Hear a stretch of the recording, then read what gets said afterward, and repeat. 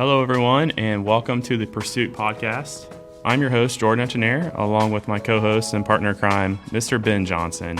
And today we're going to be introducing you to the podcast and us, your host. And we're also going to have a conversation with Todd Vance, the CEO of Vance Outdoors, and talk about our company history and how we've grown over the last 80 plus years.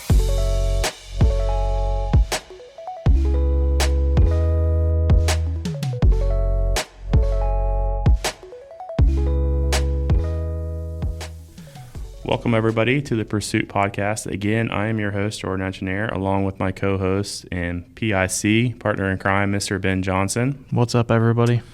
So before we get started, we're going to go ahead and introduce you to who we are. So I do all things with photos and social media content creation, some website content creation here for Vance Outdoors. We're a company based in Central Ohio that specializes in the outdoor recreational industry. Again, I do all of our social media content in terms of creation, things that we do in-house, as well as our website advertisement and other things like that. We're on a marketing team of about 10 people. And Mr. Ben, go ahead. I am the video content creator for Vance Outdoors, so any video you would see on YouTube, Instagram, Facebook, any of our social media platforms, I am the guy behind the scenes making all those videos. Yeah, so we work together quite a bit. Especially doing product reviews in the hunting industry. Yep. Any type of content. Typically, he being video, he's good with the camera as well. So we like to share duties from time to time and kind of help each other out. Yep. So that's who we are. And before we get started, man, how was your hunting season? Not as good as it could have been, for sure. I didn't get out in the saddle enough. Just didn't have enough time. Sure. But overall, it went well. I learned a lot. Awesome. Yeah. So this podcast has been something that we've been trying to work on, at least since I've started here at Vance's, the last year plus, if you will. So it's super exciting to finally get a chance to record this with you. With the podcast, we're going to bring on basically all things outdoors related. So hunting, archery, fishing, shooting, competitive shooting, conservation, target archery, just about anything you can think of that relates to outdoors, backcountry stuff, whitetail woods, fishing ponds, fishing lakes, fishing creeks. Yeah. Just about anything that you could possibly think of. That's the blessing that we have working at Vance Outdoors, is that we service a wide variety of people from all different backgrounds and specialties, if you will, or interests in the industry. So we're fortunate enough to have a lot of contacts in the industry. We're bringing on some guests and from different companies and talk about products and what they look forward to this year. And this is just super exciting to get started. So real quick, so my name is Jordan Engineer. I'm what you would call a relatively new hunter. I've been hunting probably 5 or 6 years. A little bit of whitetail, some small game, a little bit of turkey, nothing crazy. Didn't grow up with a family that hunted, so it was something that I had to get myself into, and I think this is good for people, with the whole Joe Rogan and knowing where your food has come from. I think this is a great time to get people into it and get people talking about it. What about yourself, Ben? Ben Johnson. I've been hunting for quite a while, mostly small game though. This is actually the first year I've actually jumped into deer hunting. So I think when I was 13 or 14, my dad took me for hunter safety, and I got into hunting and fishing then. We went deer hunting a couple times, and it just wasn't for me when I was younger. And like Jordan just said, with the movement of more people wanting to know where their food's coming from, I'm kind of in that camp and trying to make sure I know where my food's coming from and making sure I have that food available. And, archery hunting is something new to me. So as far as my background goes, it's more in small game, squirrel, rabbit, sure, and fishing. Sure. And we kind of talked about this offline too, but there's something to be said, so the doe that I harvested last year, there was something to be said about seeing my kids' reaction to that when I pulled into the driveway with her in the back of the truck, and knowing, hey, this backstrap or this steak or this taco night is a product of the hard work that I've put in over the year, and and knowing that the animal that my kids are eating, came from 300 yards away from the house, and the kind of environment it's been in, and how healthy it was and how humanely it was taken care of. So Ben and I are both coming from a very strict archery regiment, if you will. We practice just about every day, not only when we create content for the company, but just for ourselves. I mean, I bet you I've shot 2,000 shots easily this past summer and fall, practicing all the way up and through the season. So we'll get into a story a little bit about why that stings for me, specifically with a certain buck this year. But, the podcast, I guess, where we want to come from is that we're not the most avid hunters. We are very passionate. We are starting out. But, we both had to forge our own path in our own ways. And so hopefully we can relate to a lot of people who are just getting into this, going back to knowing where your foods come from. And I'm just excited to do that. So with that said, I teased on a little bit of story. So this year, Ben and I, we went opening day to hunt a state preserve property. It was about 300 acres, if I'm not mistaken. Yeah, I think it was 300. Excuse me. About 10, 15 miles away from my house. And we were there for opening day this year. We had it for 2 weeks. It was a doe management program or deer management program. So we had to harvest a doe prior to shooting a buck. On opening day, we thought we connected on what would have been a nice doe. We saw dozens throughout our time there, and unfortunately, the shot that I put on her was just a little bit too far forward, and she spun out of it and kind of just gave her a nice little haircut on the shoulder after we reviewed the tape. So, not the greatest way to start out your season. Well, we looked for a long time because we wanted to make sure that she wasn't wounded and ran off somewhere. Yeah, and it was about a mile hike in to the property. I mean, you think Ohio, you're thinking you're just going to get out of your four-wheeler and hop into your stand. But, with it being a public property, new to us, not really knowing, we were really happy with the fact that we saw as many deer as we did, with literally no scouting. We found some oaks and hung our saddles. Shout out Tethered. And we hung our saddles and off we went. And so, for me, this year hasn't been, unfortunately, about the killing so much as it's been about the experience and having those opportunities. I've passed on several deer after that. And then we get into the rut buck. So that was my beginning of the season. During the rut, unfortunately, in the industry that we're in, we don't get a lot of time off when it comes to the hunting season. It's not like we have unlimited days. This is our busiest time of the year. And so the time I did get off, I tried to capitalize. I had some private property by my house that I had permission on. Knew this year, again, it was another hang and hunt situation during the rut. Just found an area that I thought was cool. And unfortunately, Mr. Pride himself on archery, I got buck fever just like about everyone else, and I missed a decent buck. Probably a 2-year-old ate at, I think my knock was, this is almost painful to say, but my knock was 12 yards. So I don't know if I hit something, I rushed it, pushed it, punched it, whatever have you, went right over his back, and off he went. So that was my hunting season. After that, I was about done. That happens to everybody, as though. you can imagine. Yep. And, and again, going back to the thing, it was nice to know that it was a clean miss. I watched him walk away, stop, try to grunt him back in, nothing. And, that was the end of that. So we really tried to challenge ourselves this year as new hunters and try to learn it. There's one thing I don't want to be, and that's just going to be a bait and kill kind of guy. I like to learn the deer patterns. I want to learn about what gets them moving, what gets them up, where they're bedding, where they're eating, try to intercept them in those paths. And, this year was a challenge year for us, and, I passed up on several does that we could have shot, but, with it being a challenge year, wanted to kind of push ourselves. So what about you, man? I know you had some private.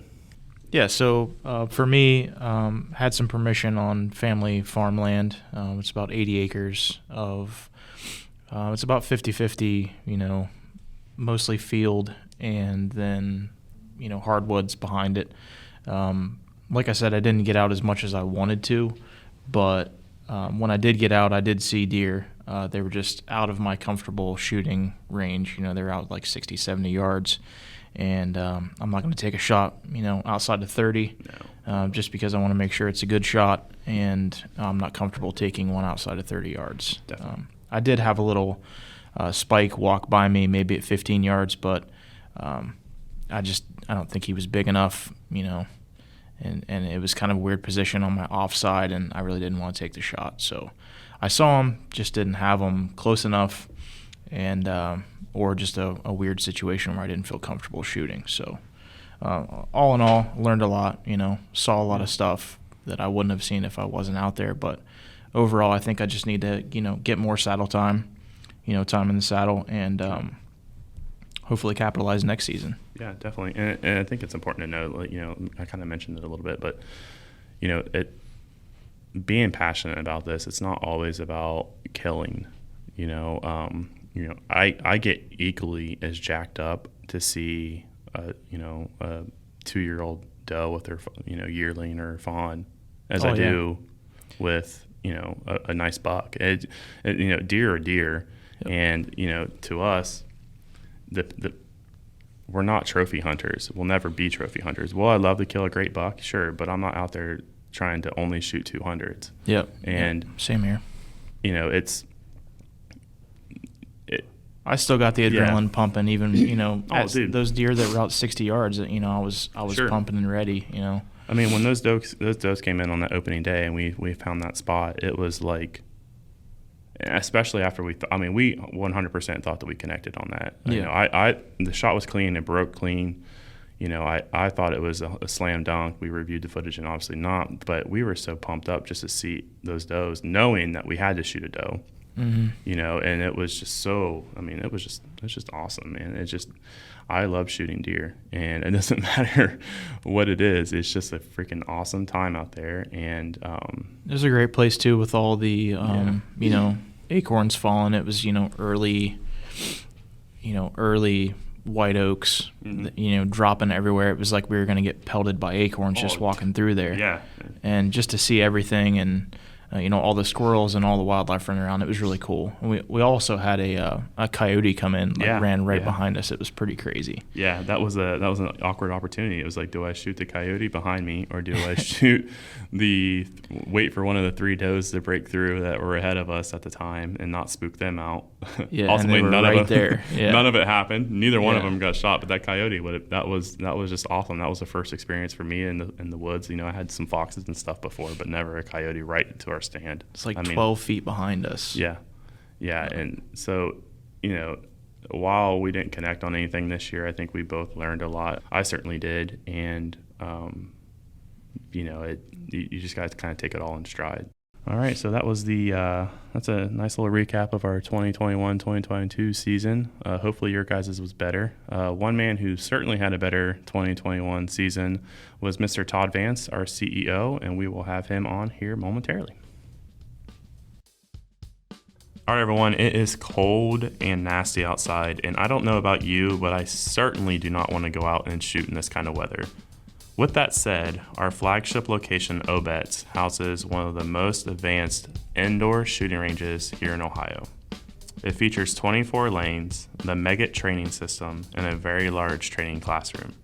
Check out vanceoutdoors.com/range for available rentals, prices, and a list of all of our upcoming classes and events. Again, that's Vance, VANCE, outdoors.com/range.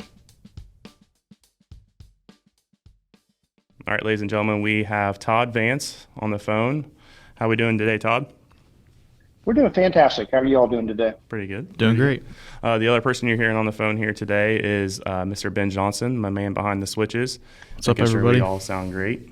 So Todd, let's go ahead and let's get an introduction here. I mean, we kind of pitched you a little bit in the intro to this episode, but let's quickly introduce yourself, and then we'll kind of get into maybe some of your background. You've already said. I mean, my name is Todd Vance. Basically, I'm a third generation family member. We're a 4-generation company. I've been working for the company now for about 41 years. Came to work for my father right out of high school. So I have been basically privy to every change that we have encountered over the last 40 some odd years. So awesome. So obviously we're a sporting goods company. So what kind of got you started? Were you always into that hunting outdoor life as a family, or is that something you kind of grew up into, or kind of how'd that all proceed? Yeah, I grew up into it. So my father's parents, they had actually, this goes way back. They had about 10 acres right there in Westerville, and we grew up. There were no deer then either, by the way. So deer just were starting to come on. They had Sharon Woods Park across the street, but it was a rare sighting to see deer in Ohio. Even when I was growing up and hunting, you had to draw doe permits, and everybody went to Southern Ohio. But we grew up rabbit hunting there and hunting. That's how he really got me started. We did a little bit of firearm hunting in my earlier years, teen years, and then got heavily into archery, and then came to work for the company, and I've been there ever since. So as far as all the hunts you've ever been on, do you have one that sticks out, like a favorite memory, like favorite hunt that you've been on? We do every year now, and I'm not sure if we're going to do it this year. But we either do elk hunts or mule deer hunts, sometimes mule deer, antelope. Haven't been out of the country a lot. I've been to Spain to do some ibex hunting there. I would say probably my favorite hunts are still the elk hunts. They're in the high country in Utah, and they provide the most outdoor look, I think, overall, as far as ground that you cover and animals that you see. Yeah, and I think here later we're going to get Kevin on as well to kind of talk about him. I know you and Kevin had went out this past fall to get his Kevin first elk. Kevin and I were Kevin were out there, and Kevin ended up harvesting his first elk, and he'll tell you because I've done this multiple times, but it's his first time, and he had a fantastic time. So it's like, it's hard to describe it because there's very few places in the world that you go to hunt elk that they have this amount of elk where we hunt at, and the bugling and so on. So it's quite the experience. Awesome. And then I believe before I started here, I believe I saw some pictures. You had a good opportunity to go hunt with your granddaughter, if I'm not mistaken, get her first deer. Yeah. So our oldest granddaughter Ellie, and she's killed her first 2 whitetails with myself, and then myself and my wife Regina. So she's killed her first deer with a crossbow off our property, and that same year she killed her second whitetail during the youth firearm season. So she didn't quite get to hunt this year. She's getting to the age where social activities are taking over a large part of her life, but she still thinks about it, but she just didn't quite get out to do it this year. So, but she got to harvest her first 2 whitetails with us. I'm sure it's awesome seeing your grandkid, be there with you and do that. I'm sure that probably stacks right up to just about anything that you've done too. So. Yeah, I would tell you right now that, having whitetail hunted my whole life, I said I get more enjoyment out of, because my wife got into hunting about 4 years ago. So I get more enjoyment out of taking my granddaughter and my wife hunting. And then if they harvest animals and there's time left, then I'll go hunt by myself. And like last year, that's when they all harvested everything. And, Virginia killed another whitetail, and Ellie killed 2 whitetails. And I ended up killing my whitetail on the last day of Sunday of the season, within the last 5 minutes of the season. So, but it's well worth it. I'd give up all my hunting to spend all the time hunting with them. Oh, definitely. Yeah. And that's just a common theme that we talk about. I mean, you talk to anyone at one of our stores, and I feel like that's a common theme too. And I tell Ben this all the time, seeing the young kids come into our stores, it just makes me, I almost choke up even thinking about it, just because of how cool it is to see those family traditions and our part as a company, and how we play a role in that.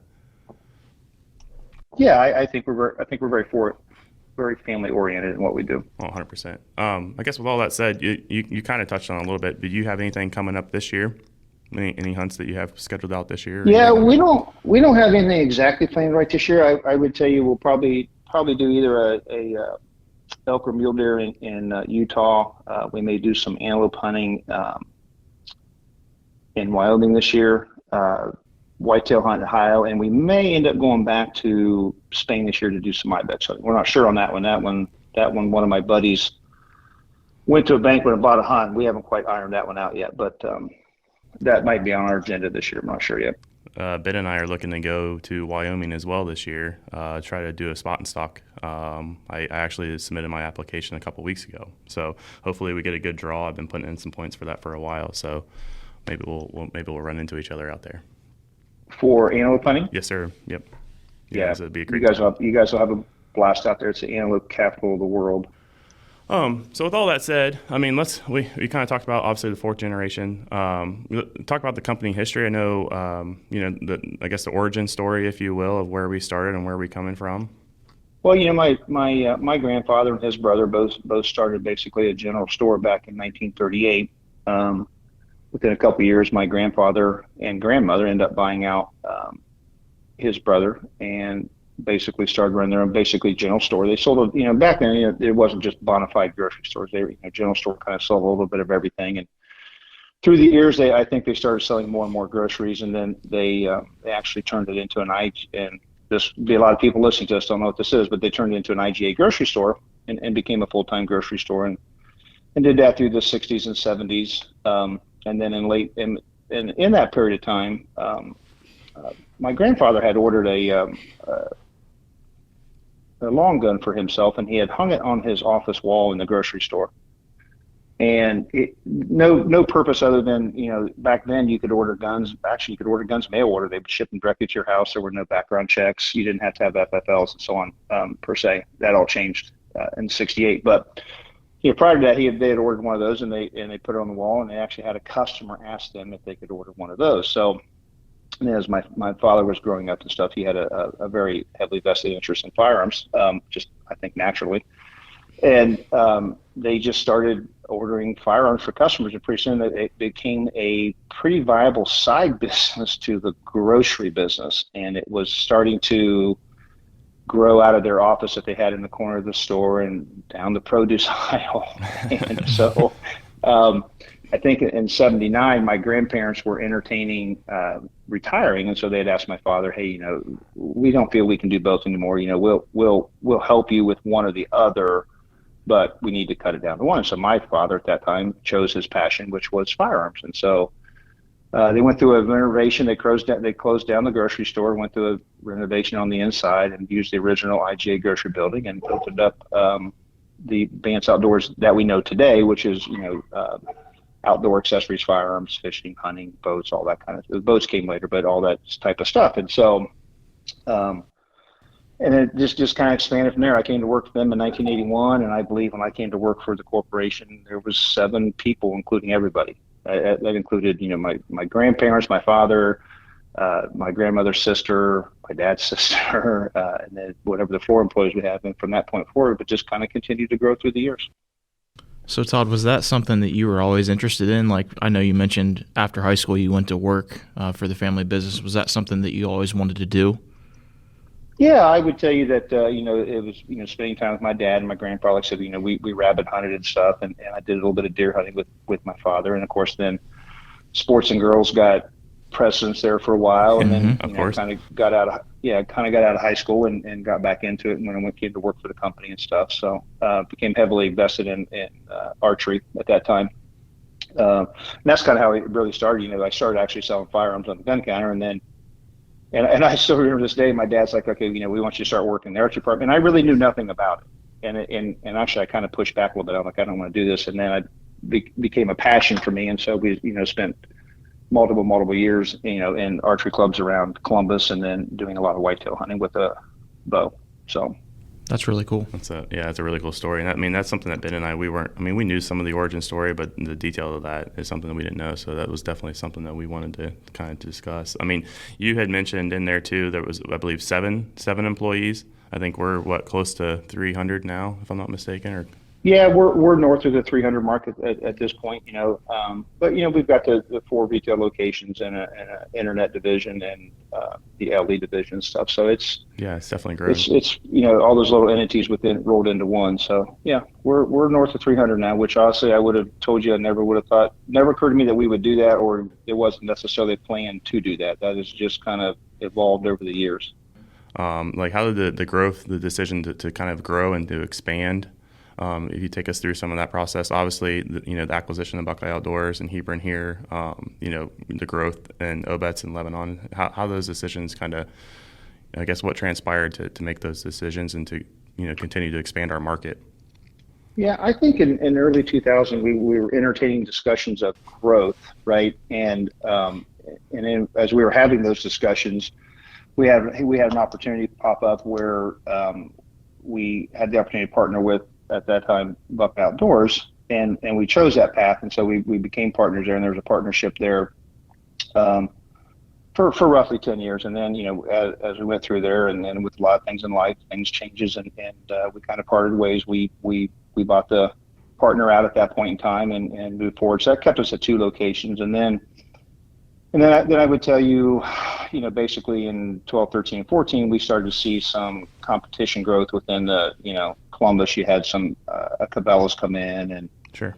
And Dick's was doing Field and Stream. So we decided, okay, you know what, we needed, because the Cleveland Avenue store, it's an original store, and that goes all the way back to the origin of 1938. That location has been there, it's been family owned and used since 1938. So we're always going to maintain that. We believe at this point in time, there may be changes that come as things change, and we decided that we needed another retail entity within the city limits of Columbus. And we searched a lot on the west side and different things, trying not to really harm that business down there on Cleveland Avenue. We ended up with Obetz reached out, the city of Obetz reached out to us, Village of Obetz, and put together something that was really advantageous to both them and us. And so we ended up, to build our third location. And at that point in time, all of our competition were what we call big box, right? They're just box stores that, run in 30, 50, 70,000 square feet. And we're like, well, we just don't want to be another Me Too and have a box store. So at that point in time, we did some research and decided that we would invest in a range, and the range would make that particular store in its size be different, right? And so we did that and opened that down there in October 14, and it's now our flagship store, right? It's our largest store, it's our highest volume store. And then at that point in time, we were looking around, and we were looking to move to the west side of Ohio, and we looked in the Dayton area and Cincinnati area and so on. And again, same thing. Found an area down in Lebanon, because Obetz would have been our third store, and then we opened up the fourth store down there in Lebanon to give us 4 retail locations. And I would say that there's still probably some interest in looking around. We have not settled on anything we're doing in the future, but we've looked at adding possibly a 5th or 6th store at some point in time. Nothing's concrete. There are no plans in the pipeline at this point in time. So, and that's just how we've grown it to this point. And then we've got an internet division that we run separately, and then of course the LE division, which runs out of our Cleveland Avenue office, and then covers Ohio and surrounding states. Exactly. And I don't know, I mean, if we didn't really plan on that, talking about that, but obviously, your brother is kind of heads up the LE, so that also like another family connection there as well. Yeah. Doug is, well, so to back up, my when we had the partnership and stuff, and then we ended up buying out our partner, and then at that point in time, Doug and I owned most of the company, and our parents owned some, and they gifted the rest of the company to us, which was very gracious. And then so Doug and I were 50-50 on the percentage of ownership. And this is going to move forward without you guys asking the question, but I would tell you in 19, the one thing about our business is I would tell you, even though some of it's probably self-imposed, it creates a lot of stress, I think. And so I decided at some point that I was getting old enough that I needed an exit plan, and we started talking basically in 19, talking about it and different things like that, and we finally settled up on doing an employee stock plan, right? So where we basically sell the company back to the employees, and then they pay us back over a period of multiple years and stuff. And so we worked through that in early 2021, and we actually the deal came to fruition, was finalized basically, we'll call it August 31st, September 1 of 2021. So then we became a 100% fully ESOP company. Yeah, and you knew that I was going to ask that. You took the words right out of my mouth. That is definitely a big change, and one that was really cool as employees to see that as well. I mean, because it'd be very easy for you to to fold up and close doors and become one of those big box stores or whatever have you. And so now there's that awesome assurance, that this company can continue to grow and make all those memories like we talked about, and with other families and stuff. So. Yeah, we had 4 generations involved there, and you're correct. We could have probably went out and pursued other buyers. But going with other categories of buyers always presents issues and stuff, and what gets damaged a lot of time is your people and your culture and your name and so on. And I got to tell you guys, really honest, I would probably never sign up to work for somebody else, right? And somebody would have to probably stay with the company for a while, however long that was, 1, 2, 3 years. And I told my brother I did not believe I was wired. I was pretty sure I wasn't wired to try to run the company in the manner we've always run it, and then be told that something wasn't right, correct, or I couldn't do it, right? So it wasn't going to set very well, and the culture was extremely important, and the people that work for us, because a lot of times when you sell to some outside entities, there's a cleansing of the system a little bit. So we felt really strongly about selling it to the employee, and there's money left on the table when you do that to the people who own the company, and we felt that was a much better trade-off on our end to give people the opportunity to accrue money over. They tell you in life that there's nothing free, and I would tell you, other than coming to work and making sure that your company that you all now own is successful, it's kind of basically free. Yeah. Right? Mm-hmm. You guys get stock and stuff, and over years it grows and grows and grows, and it's a kind of a separate retirement plan, but it works out to be very lucrative for every employee. So Doug and I felt really good about that. So we hope as we would go through the years and there's some of this, some of the debt's paid down and so on like that, and everybody starts to see their stock value go up, that everybody feels the same way. So we appreciate y'all, and it's just our way of kind of giving back. So. Awesome. Well, I appreciate it too. Well, that's all we had for you today. We're really fortunate of your time. Again, for those of you that are listening that are in the Ohio area, we have stores in Cleveland Avenue in Columbus, Hebron, like we mentioned here in Hebron, Ohio, Licking County, Obetz, which is in would be southeastern Columbus area, metro area, as well as Lebanon down in our Cincinnati area. So definitely want to stop in, check it out. Obetz, like he says, the flagship store. It also has one of the most state-of-the-art ranges in Ohio, and so definitely get a chance and go check that out. It's a great place, and you'll be definitely impressed by visiting. So again, Todd, I know we thank you for your time. You're a busy man, and we look forward to talking to you in the future. Thanks, Todd. We appreciate it. Gentlemen, have a wonderful weekend. All right, everyone, that is all we have for you today. Again, thank you for listening. If you enjoyed what you heard today and enjoyed our conversation, please go ahead and share that with a friend and give us a good rating. It helps the channel grow and helps us produce more content for you. Again, we thank you for listening. Until next time, enjoy the pursuit.